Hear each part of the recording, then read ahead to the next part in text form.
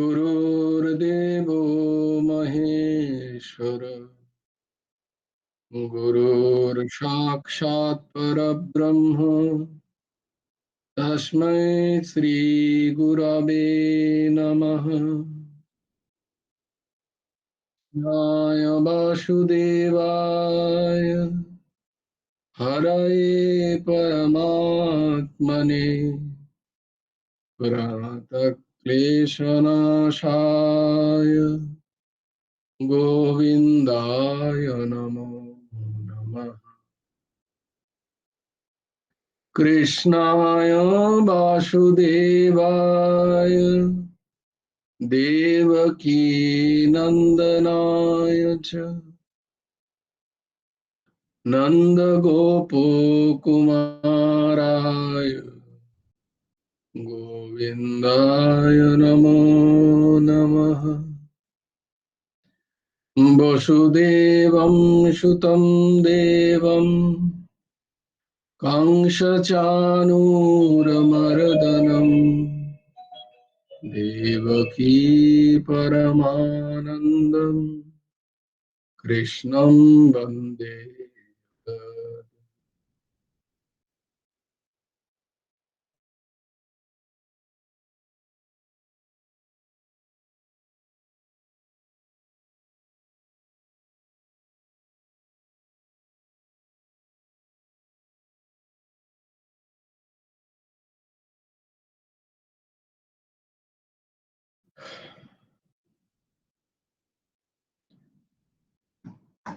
धर्मक्षेत्रे कुरुक्षेत्रे समवेतायुयुत्सव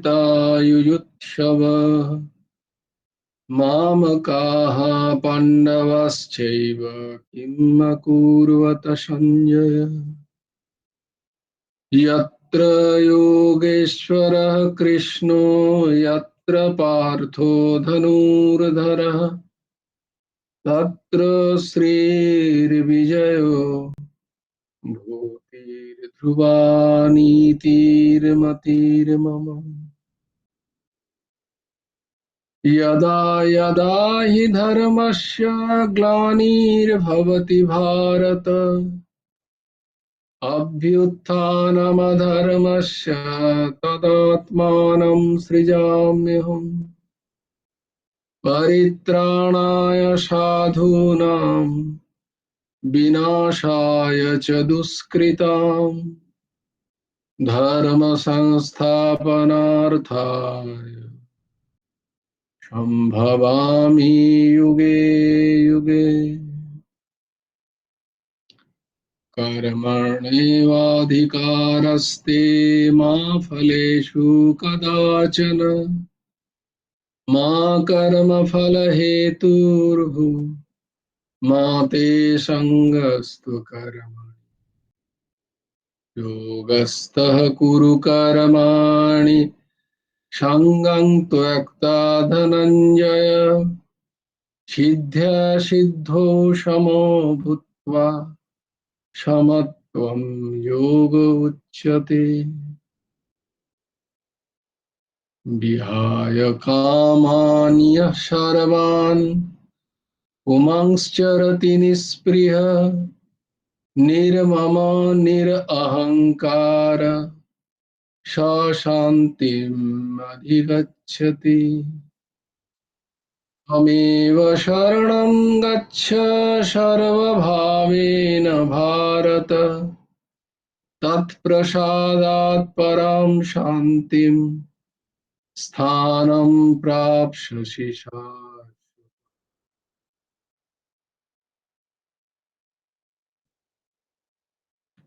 तद्विद्धि प्रणिपातेन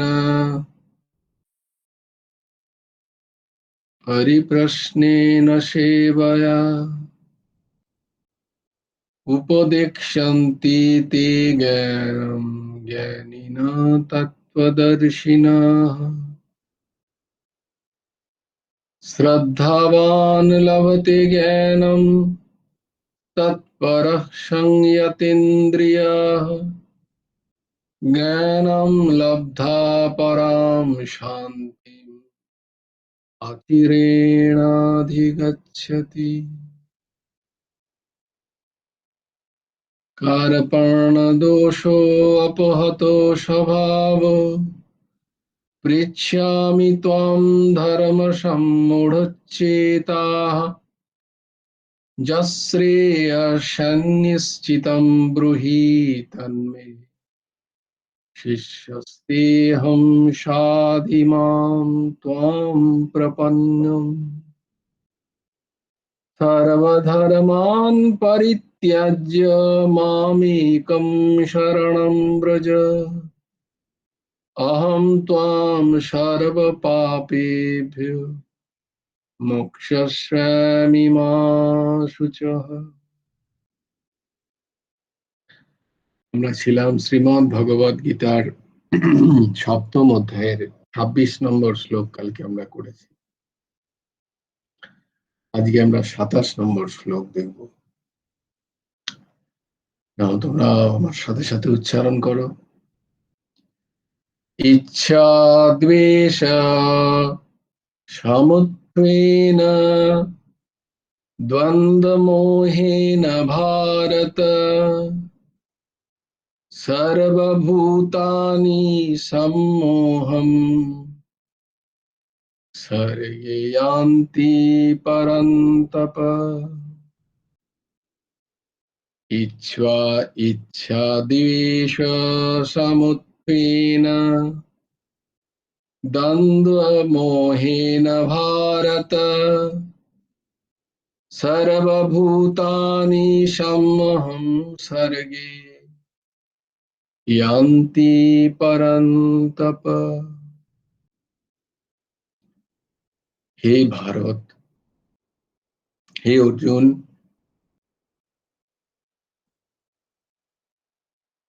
ভরত বংশীয় উদ্ভূত ভারত অর্জুন পরন্তপ, যিনি শত্রুর তাপের কারণ হয় তাকে বলা হয় পরন্তপ, মানে শত্রুকে যে কষ্ট দেয়, দমন করে, পরন্তপ। ইচ্ছা দেশ ও সমত্বেন, ইচ্ছা এবং দেশ, রাগ এবং দেশ, কাল কি আমরা এই কথা বলছিলাম না? ইচ্ছা মানে রাগ, আর দেশ মানে ঘৃণা, দেশ। দ্বন্দ্ব মোহেন, এই দ্বন্দ্বে মোহিত হয়ে, সর্বভূতানি, সম্পূর্ণ প্রাণী জগৎ, স্বর্গ মানে অনাদিকালের যে এই সংসার, বলে এই সংসারের তো একটা শেষ আছে, আদি আছে। বলো আদি আছে, কিন্তু এরও এত বিস্তৃতি, কেন সেটাও অনাদি বলে মনে হয়। ভগবান যেমন অনাদি, তেমনি সৃষ্টিও অনাদি, চলছে চলছে।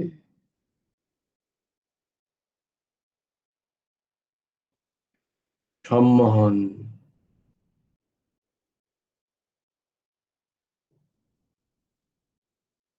মূঢ়, সম্মোহন, সম্মোহিত হয়ে যায় সবাই, ইয়ান্তি, প্রাপ্ত হয়ে বারবার এই জন্ম মৃত্যুর চক্করে তারা ভাসছে। সংসার অনাদি।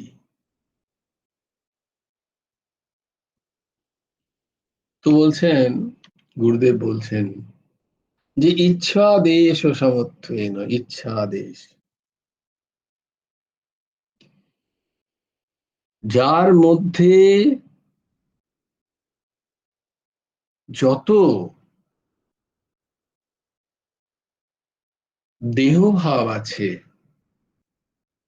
দেহভাব মানে আমি দেহ, এই ভাব, যার বিচার নেই, যার সৎসঙ্গ নেই, শোনার ইচ্ছাও নেই, কারণ আমি দেহ নই, এটা ভাবতেই প্রথমে একটা কেমন যেন ভয় হয়, তাই জন্য তারা শুনতেও চায় না সত্যি কথাটা। অজ্ঞান কি না আমি দেহ।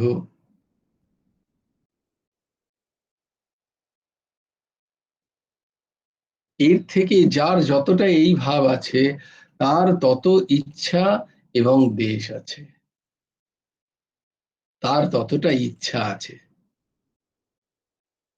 তার ততটা কারুর না কারুর সাথে, কারুর না কারুর নয়, কারুর না কারুর কোনো না কোনো, কখনো না কখনো বিষয়ের প্রতি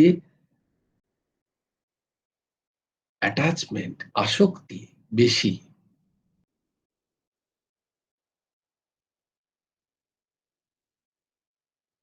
ইচ্ছা আছে, আবার শরীরযুক্ত, শরীর সম্পর্কীয় বিষয়ের সাথে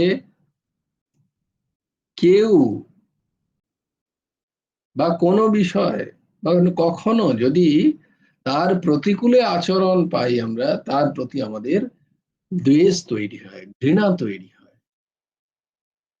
আমরা সবসময় এই নিয়েই ব্যস্ত, কে ভালো আর কে খারাপ, এই মানুষটা খুব ভালো, ওই মানুষটা খুব খারাপ,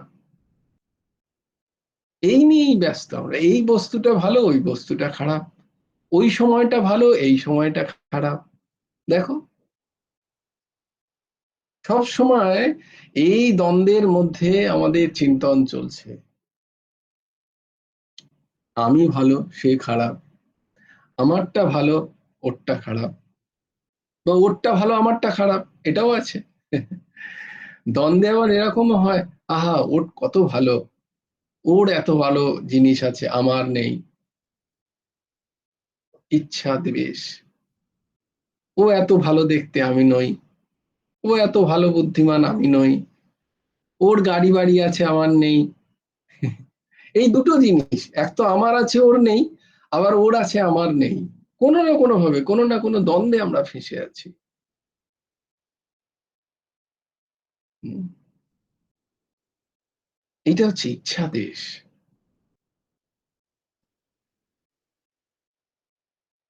পরমারাধ্য ভগবান বলছেন যে এই যে প্রাণী সকল যারা, তারা কেউ ইচ্ছা দেশের কবল থেকে মুক্ত হতে পারছে না। হুম, সংসারে আমরা কেউ হতে পারছি না। এই যে মনের প্রতিকূলে যে সমস্ত ঘটনা ঘটছে, যে সমস্ত ব্যক্তি আসছে, যে সমস্ত সময়, সেই সময়গুলোকে আমার,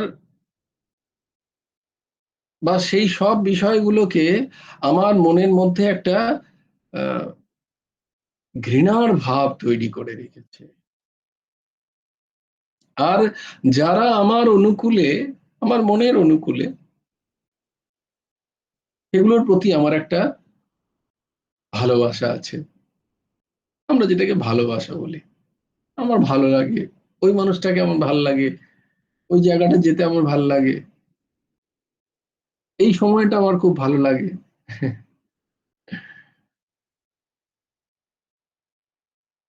কি যে এইটাকে ভগবান বলছেন যে ইচ্ছা এবং দেশের দ্বারা অভিভূত চিত্ত, আমরা অভিভূত হয়ে গেছি। হুম, কোন একটা বিষয়কে দেখলে আগেই আমার মনে হয় যে এটা আমার অনুকূলে না আমার প্রতিকূলে, ব্যাস। এই হচ্ছে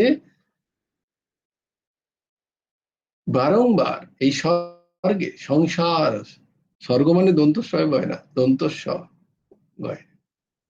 অনাদি কাল থেকে এই যে সৃষ্টি, স্বর্গ বলা হয়। আর সম্পূর্ণ সমস্ত প্রাণী, কেউ বেঁচে নেই এর থেকে। তাই সৃষ্টি অনাদি ধরে চলছে। বলে কোটিতে এক আধটা, কোটিতে এক আধটা যারা এই ইচ্ছা দেশ থেকে নিজেদেরকে তুলে আনতে পারেন। তাই ভগবান বলছেন ইচ্ছাদি, ইচ্ছা এবং দেশের দ্বারা অভিভূত জীব, তাদের বহির্বিষয়ক জ্ঞানই সম্ভব নয়, অসম্ভব। গুরুদেব লিখছেন গুরুমুখে গীতা উপদেশে, যে যার চিত্ত, মন, ধারণা, নিরন্তর ইচ্ছা বা দেশ এর সাথেই যুক্ত হয়ে আছে, কোনটা আমার ভালো, কোনটা আমার জন্য ভালো নয়, মানে কোনটা যেহেতু আমার জন্য ভালো নয় তাহলে সেটা ভালো নয়, আর যেহেতু সেটা আমার জন্য ভালো তাহলে সেটা ভালো।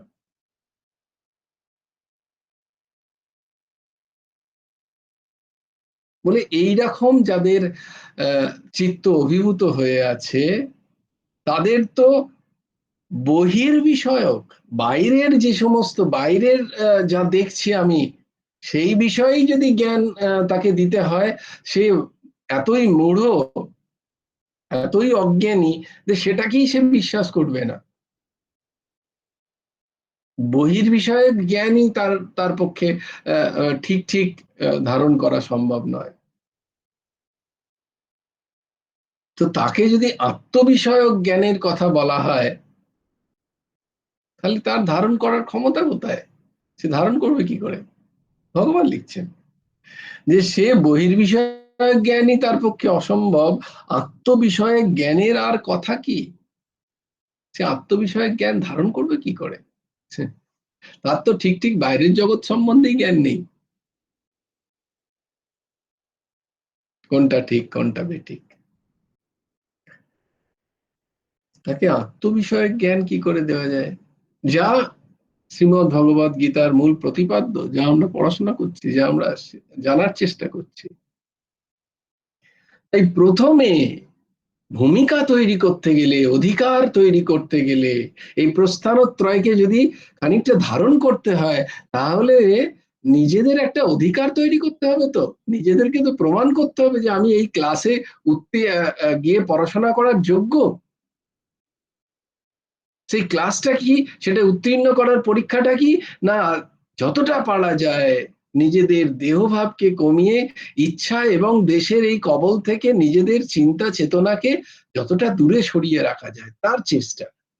সেই যদি চেষ্টা না করি, গীতা শুধু শোনা হবে, ভালো লাগছে বলছেন এখানেই, এই ব্যাখ্যাতেই বলছেন রামসুখদাসজি মহারাজ, যে এই রকম যাদের এই এই বিবেক তৈরি না হয়ে এই সমস্ত সৎসঙ্গ আমরা করছি, তারা বুঝতে পারছি, কারণ বিবেক আছে খানিকটা, তারা বুঝতে পারছি হ্যাঁ কথাটা তো ঠিকই বলছে।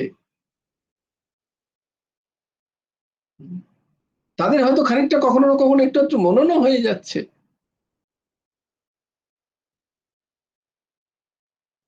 কিন্তু তাদের আচরণে আসছে না, তাই জন্য তাদের কোনো পরিবর্তন দেখা যাচ্ছে না। তাদের জীবন চর্চায় কোনো পরিবর্তন নেই। কেন? না তাদের ইচ্ছা এবং দেশ, রাগ এবং দেশ এতটাই প্রবল, কামনা বাসনা তাদের এতটাই প্রবল, যে তারা যে সত্যি বলে যেটাকে মনে করছে সেই সত্যিটাকেও তারা ধারণ করতে পারছে না, বা ধারণ করেও তার মনন হচ্ছে না, মনন করেও তার নিদিধ্যাসন হচ্ছে না, মেনে নেয়নি সে। দুদিন আগে একজনের সাথে কথা হচ্ছিল, যখন কথা হচ্ছিল তখন তাকে বলছি, সে বলছে হ্যাঁ হ্যাঁ ঠিকই বলেছো, এটা এটা এরকমই আমার এরকম, কিন্তু আমি মনে করি না, মনে করো তুমি। তখন যাকে ধরিয়ে দিচ্ছি, এই তাহলে এক একটা ওয়ান টু ওয়ান ক্লাস করতে হয়, যদি মনন না হয় তাহলে এই ছোট বাচ্চাদের যেমন করে হাতে ধরে প্রত্যেকটা বিষয়ে পথ চলাতে হয়, কঠিন, এই জন্য বসতে হয়।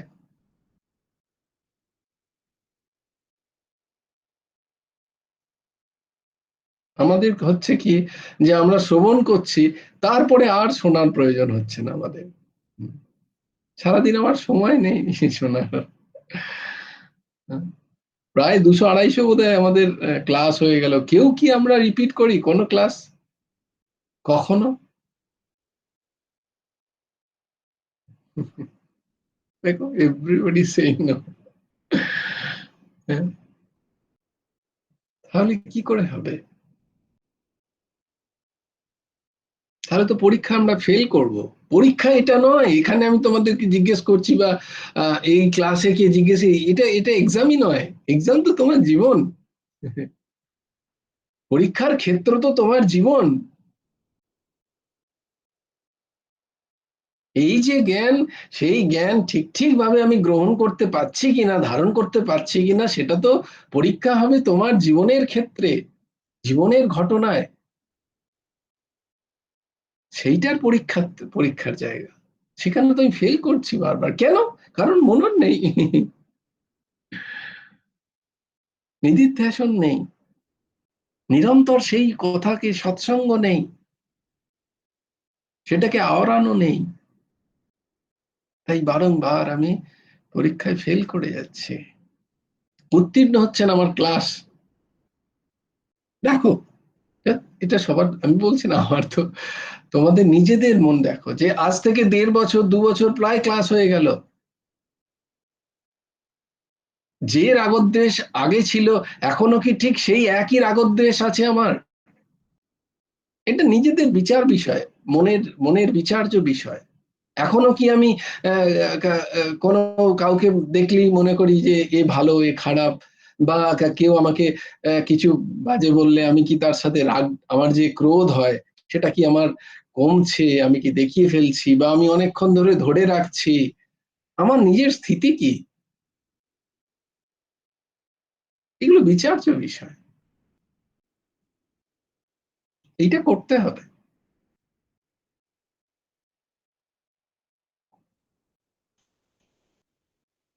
তবে তো গিয়ে আত্মবিষয়ক যে জ্ঞান আমরা পাচ্ছি। তাই কাউকে কাউকে বললে আমি গোটা সাংখ্যযোগ পড়িয়ে দিলাম তোমাদের, গোটা সাংখ্যযোগ পড়িয়েও তোমাদের মনে হচ্ছে যে না, আমি একে ছাড়া থাকতে পারবো না, ও চলে গেলে আমি কি, আমার কি হবে?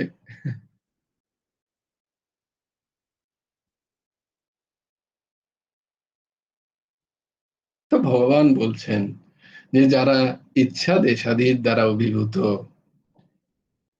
তাদের বহির্বিষয়ে জ্ঞানই অসম্ভব, আত্মবিষয়ে জ্ঞানের আর কথা কি?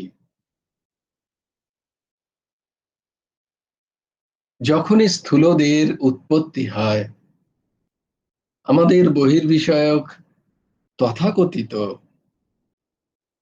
বোধ তৈরি হতে থাকে, দেহাত্মভাব তৈরি হয়, তখন সমস্ত জীবগণেরই একই দশা হয়। অনুকূল বিষয়ে তার প্রীতি উৎপন্ন হয়।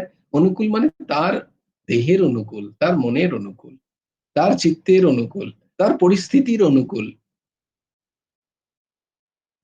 তার পরিস্থিতির অনুকূল যদি হয়, তারপর অন্যর যে একই পরিস্থিতি অনুকূল হবে তার তো কোনো কথা নেই।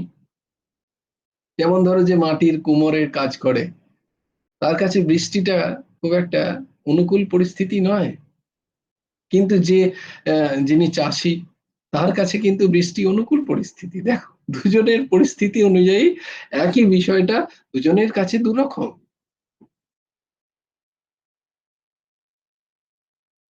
তাই জীবগণ অনুকূল বিষয়ে প্রীতি এবং প্রতিকূল বিষয়ে দ্বেষ করে থাকে, আর সেইখান থেকেই উৎপন্ন হয় তার এই ভাব, আমি সুখী আমি দুঃখী। ভগবান আমার দিকে চোখ তুলে তাকান না, খুব রোদ হয়েছে, বৃষ্টি হচ্ছে না, যিনি চাষ করেন তিনি বললেন ভগবান আমার দিকে তাকায় না চোখ তুলে, আর সেখানে কুমোর কিন্তু হাসছে, যাক রোদ হয়েছে বলে আমার বাসনগুলো তো শুকিয়ে গেল, বিক্রি করলে কিছু পয়সা পাবো। কিরকম জীবনের দৃষ্টিভঙ্গি, কিরকম পার্থক্য দেখো তাহলে। এই যে বিষয়গুলো বস্তুত মিথ্যা, বস্তুত কোন জায়গায় দাঁড়াচ্ছে না, আমার মনের কি অনুকূল সেটা আমার কাছে অনুকূল, আমার মনের কি প্রতিকূল, তাহলে বিষয় নয়, বৃষ্টি বা রোদ নয়, আমার লাভ হানির প্রতি নির্ভর করছে যে আমার কাছে কোনটা দেশাত্মক আর কোনটা রাগাত্মক। এ আমরা সবাই করছি। বলে তাহলে কি করি, উপায় কি? আমরা এটা শুরু করেছিলাম মাঝখানে, আবার ভুলে গেছি। এই উপায়টা কি তাহলে?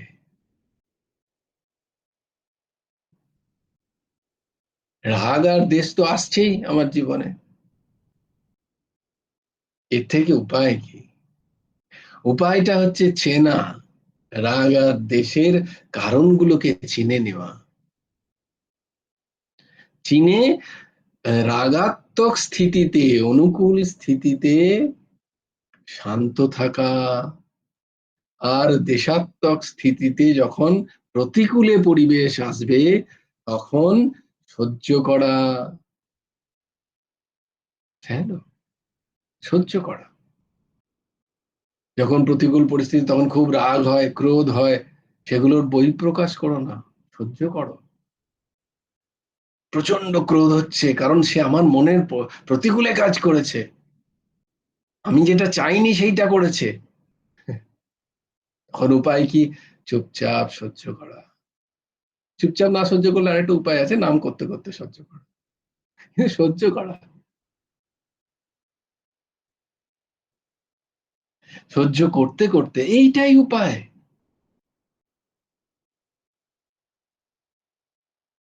সহ্য করা। মনের অনুকূলে পরিস্থিতি যখন আমার ইচ্ছার আহ, আহ, পালে যখন ঘটনা ঘটছে, তখন অভিভূত না হওয়া, বরং ভয় খাওয়া। উল্টো দেখো, সাধারণ সাধারণ যেটা বলবে, আধ্যাত্ম ঠিক তার উল্টোটা বলবে। কারণ সাধারণের ক্ষেত্রে, সাধারণ পথে অহম পরিপুষ্ট হচ্ছে, আধ্যাত্ম বলছে আগে ওই তোমার কাঁচা আমিটাকে মারো। যখন আমার প্রতিকূলে আমার অনুকূলে সমস্ত ঘটনা ঘটছে, তখন একটু সামলে যাওয়া, তখন বহিঃপ্রকাশ কম, শান্ত হও, ধীর হও, স্থির হও, আরো বেশি বেশি নাম করে নাও সেই সময়।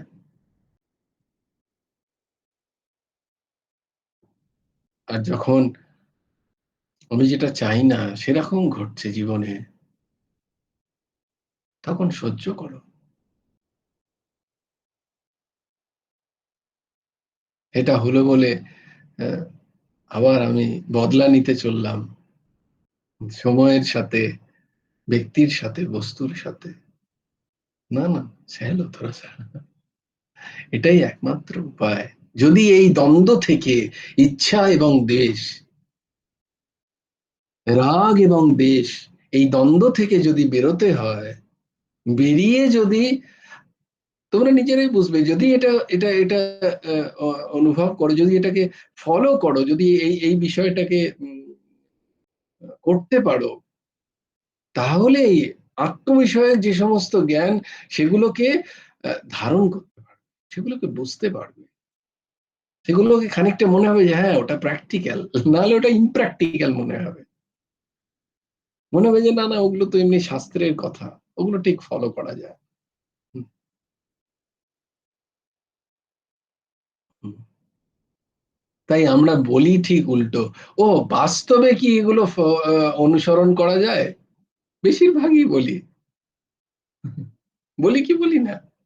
যখন বাস্তব আসে তখন কিন্তু খুব কঠিন, তখন এগুলো সব তখন কথার কথা। না, না,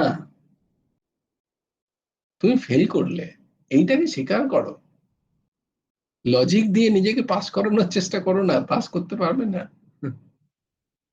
নিজের মনকে ঠকাতে পারো, সত্যকে কি করে ঠকাবে? ওই সময় তো ওকে একটা চড় মারাই উচিত ছিল, তাই আমি মেরেছি। ওই সময় যদি দুটো কথা না শোনাতাম, তাহলে আর কবে শোনাতাম? ফেঁসে যাও, ফেঁসে যাও, ফেঁসে যাও। আমি বলছি না, এই ব্যাখ্যা আছে সাধক সঞ্জীবনীতে। পরম পূজ্য রাম সুখদাসী মহারাজ ঠিক এই ব্যাখ্যাই করছেন একদম, যে বস্তুত আর স্থিতি দুটো, বস্তুত আর স্থিতি দুটো, অসত্যের প্রতি, অসত্যের প্রতি প্রতিকূলতা, আর সত্য বস্তুর প্রতি অনুকূলতা হওয়াটাই আমাদের কাজ, উচিত। অসত্য কি? সংসার। সত্য কি? ভগবান। হওয়া উচিত কি? অসত্যের প্রতি নিরন্তর একটা, তার থেকে দূরে সরে থাকা, আর সত্য থেকে সত্যের দিকে হাঁটা, এটাই হওয়া উচিত। ভগবান তার জন্যই মনুষ্য বিবেকপূর্ণ, জ্ঞানপূর্ণ, বিচার দিয়ে মনুষ্য শরীর, চেতনা যেখানে কাজ করে, মনুষ্য শরীর দিয়েছেন, যে সতের রাস্তায়, সৎ যেটা, যেটা থাকবে, এটা চিরকাল থাকে, তার দিকে চলো, আর যেটা চিরকাল থাকবে না তার থেকে আলাদা হও। এটাকেই বলা হয় বৈরাগ্য। বৈরাগ্য আর কিছু নয়, এটাই বৈরাগ্য। নিজেকে আলাদা করা অসৎ থেকে। কিন্তু আমরা কি করেছি? অসৎ স্বরূপ সংসারে আমরা দুটোকেই অ্যাপ্লাই করে দিয়েছি, আর সৎ স্বরূপ ভগবানকে ভুলে বসেছি।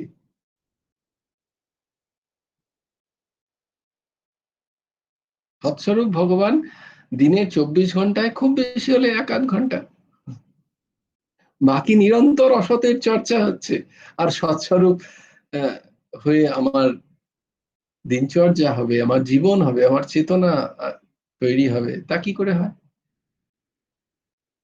হবে না, না।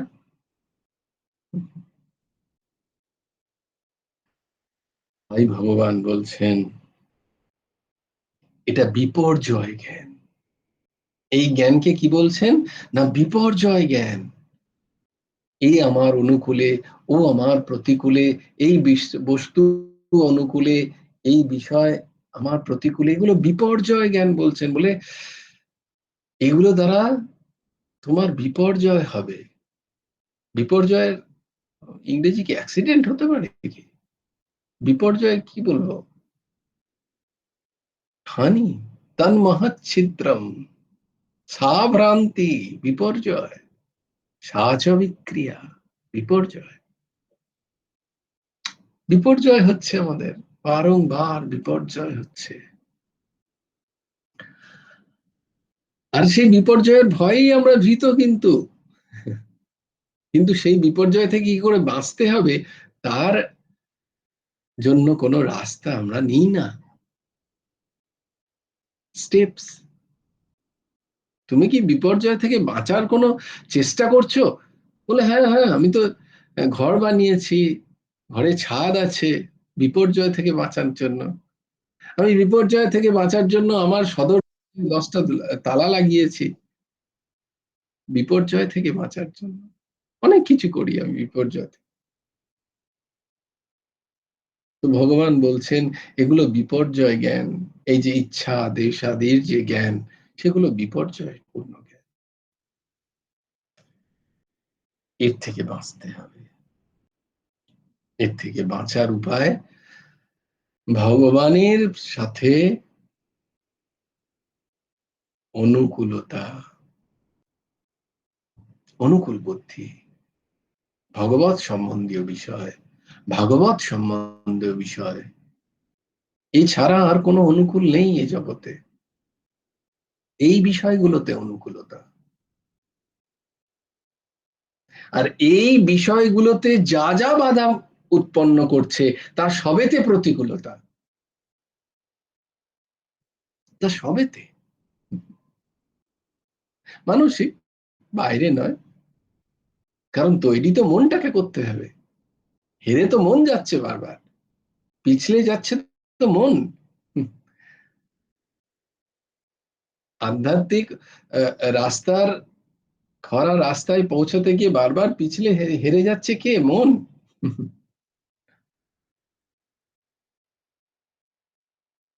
তাই ভেতর থেকে, ভেতর থেকে।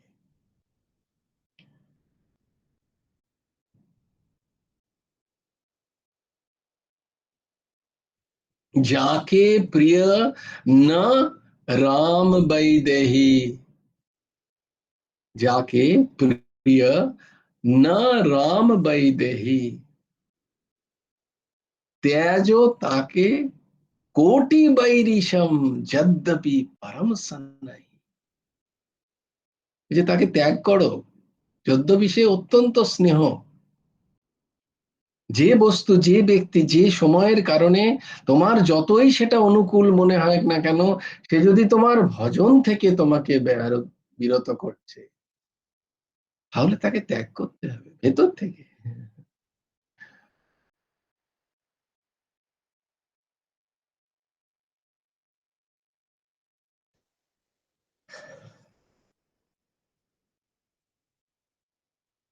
এটা করতে করতে কি হয়, তখন আমাদের ইচ্ছা এবং দেশে আমরা ফেঁসে যাই না।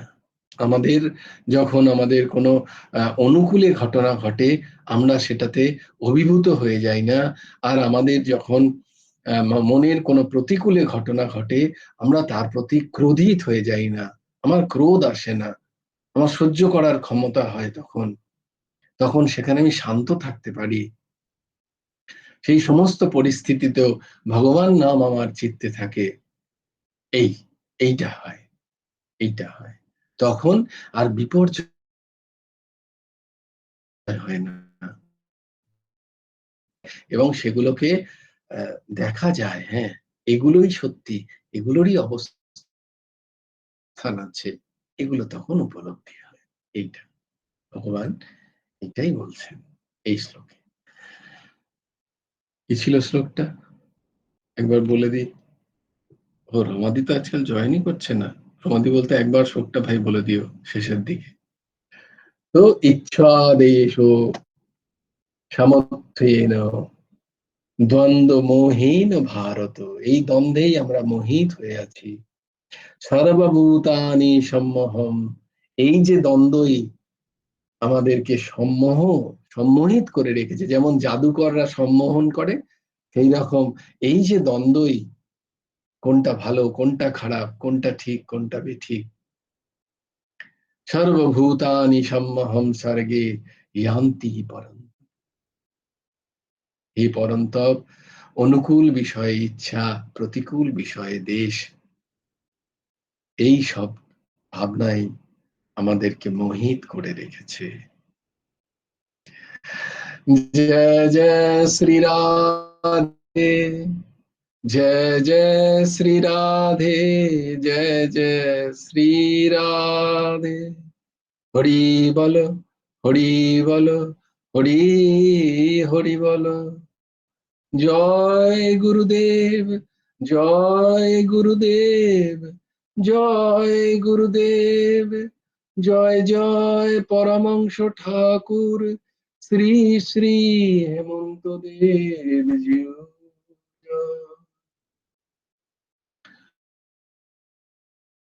গুরু হেমন্ত দেব রাধে শ্যাম, জপ হরে কৃষ্ণ হরে রাম, রাধে শ্যাম রাধে শ্যাম, শ্যাম শ্যাম রাধে রাধে, রাধে কৃষ্ণ রাধে কৃষ্ণ, কৃষ্ণ কৃষ্ণ রাধে রাধে।